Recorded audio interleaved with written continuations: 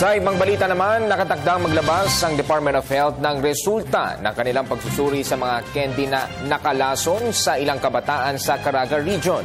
Narito ang ulat ni Joseph Parafina.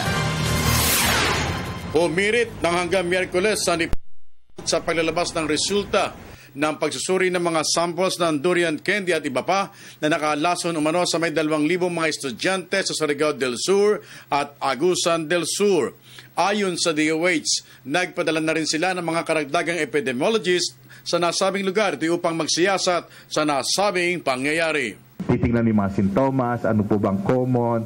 That's how we investigate kasi pag ganitong may mga food poisoning, ilan yung posible nag-take, ano yung mga kailan lumitaw yung mga sintomas. Because apparently kung kailan lumitaw ang sintomas versus kung kailan tinig, will already give us an idea ano ba yung mga posibleng na-take nila or nahalo doon sa kinakain nila. Ayon sa administration, ilalabas nilang lahat kung ano ang makikita sa laboratorio para maliwanagan ng publiko. Niliwanag din ito na ang repacking sa mga binebentang produkto ay kailangan ng lisensya para makapag-operate. We are looking at a possibility of the microbial contamination.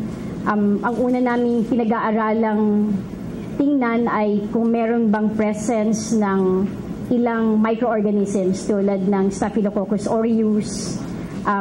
We're also looking into possibility of baka may salmonella or E. coli.